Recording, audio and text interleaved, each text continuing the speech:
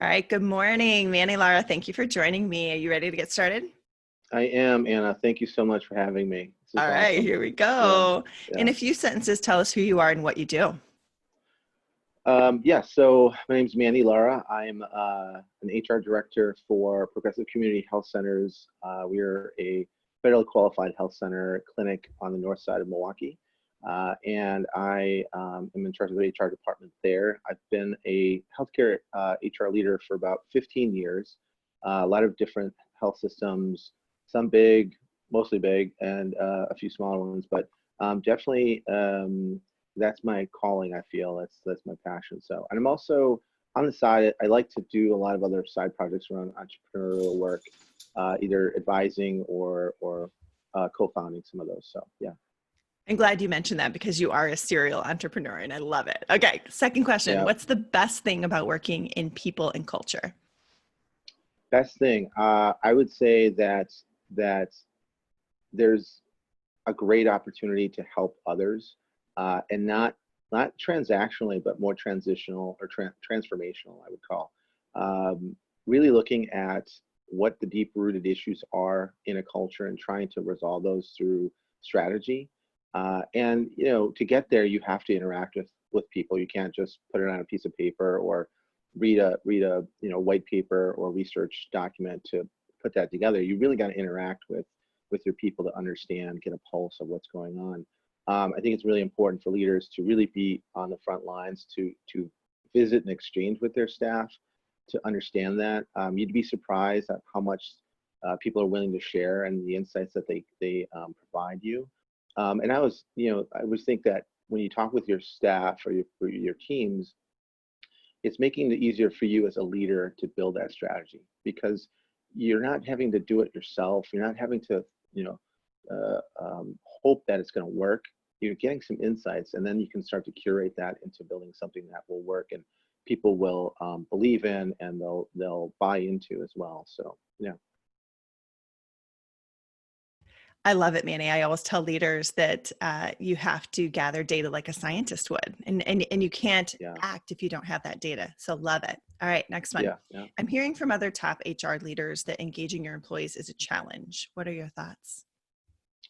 I would say, yeah, being in health or HR for 15 years, it's always been a challenge. We've always done engagement surveys. The thing that um, is so challenging with that is the survey is not an end all be all. It's a snapshot, and that's what I try and tell leaders is like we look at it as a cycle. We say, okay, we got the engagement survey, we do it, we get the data, and then we really analyze. We pick it apart, we filter it, and we try and figure out what the issues are just from the data. But by the time you've been able to present and report and exchange, things may have shifted or changed. And that's how dynamic it is. So it's like use it as just a pulse check. But I would say that engagement is a marathon. It's not a sprint, and it's ever happening. It's not a, oh yeah, we made it to the finish line. Now we're all engaged. It's always going to be there, and so that's the daunting part. And when I talk to leaders about that, you can almost see like the air, kind of their shoulders slump, and like, you mean I got to keep doing this? It's like, yeah, this is kind of an everlasting effort. And I would say, don't look at the core uh, principles of engagement. And I always revert back to this book I read a long, long time ago called Drive by Daniel Pink. And he really distilled it down to three main principles or core principles for a staff. It's they want to feel autonomous. They want to be able to do their jobs well, and they want to have self mastery.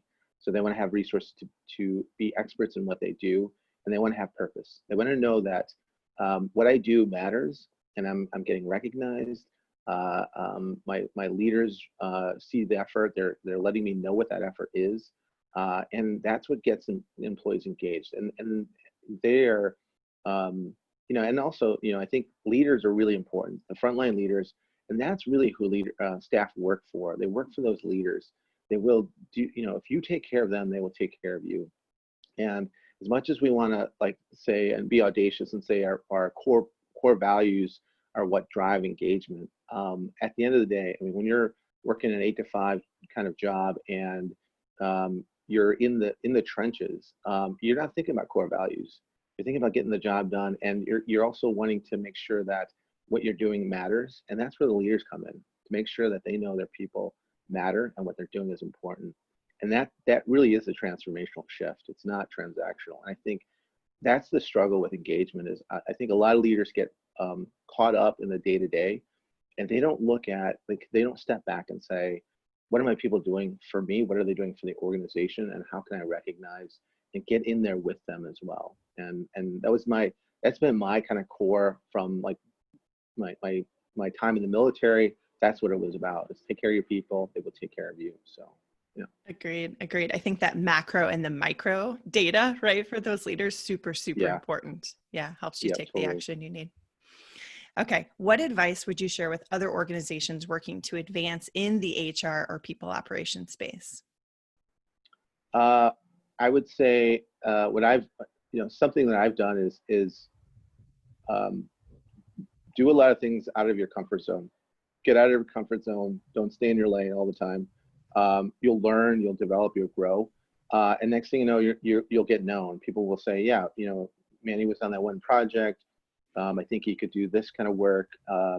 And and also don't be afraid to ask questions and question, because I think a lot of times we just kind of sit back and let things happen. And you got to be proactive and find solutions. I would say that's another part, is where there's an issue, try and find a solution. Something people haven't thought about, something maybe they tried before, didn't work, but you can always revisit that. So yeah, so I would say get out of your comfort zone, ask questions and question, and what was the last one? That was Find solutions. find solutions. Yeah. So Yeah. so those three things I would say can help your career, and really in any career. It doesn't necessarily have to be in HR. So Yeah. Is it important for the HR people, when you talk about getting curious and getting out of your comfort zone or not staying in your lane, to do that in other areas of the company? I think well, so my exposure has been as an HR business partner, and it's absolutely important for the HR business partner to know the business, uh, and that may mean going into different departments and understanding how things run, or how the how the flow works. I also think it's important for all HR professionals to do that. Um, if you're in benefits, you're in comp, because it gives you more context about if something comes across your desk, you understand a little bit about what the reason is or rationale is for that request or that, and you might even be able to find solutions upstream that no one else is thinking about because you have that expertise. So I think it's really important for HR professionals to understand the business they're in, and it gives them just more broader knowledge about their profession. So yeah. Love it. Love it. What other top HR and people apps leaders like yourself would you like to acknowledge as a leader or should be invited as a guest on the podcast?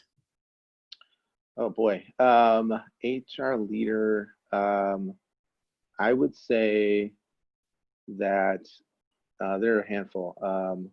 Locally, I would say that. Um, Hang on, can you pause it real quick? Sorry. Can you pause this at all, or it's got to keep going? I'm trying to think. I'm blanking here. Manny, what Um, about your contacts with Hacking HR? You know so many people through that group. yeah.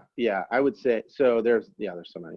Yeah. So Heidi Glickman, who runs Hacking HR in Chicago, really top-notch HR leader, and she really has curated that chapter well. She's also the COO for that organization, so I think she'd be a great guest to be on.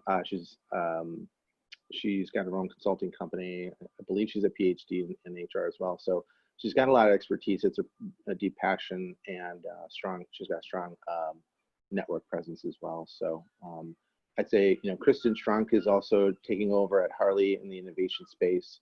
I think that's going to be a challenge, and I'm excited to see what she does with that. And I know she was on one of our other meetup groups as well, and I think she'd be great to share some insights about what her approach will be. What's the biggest challenge to moving innovation in an HR space too. So Awesome. All right, Yeah, Manny. Well, we yeah, did it. We did it under 10 minutes. You got through almost all the questions. Next time you can tell us about your first experience in people and HR operations. But yeah. thank you so Okay, much for cool. joining us Yeah, today. thanks, Diana. Okay, appreciate it.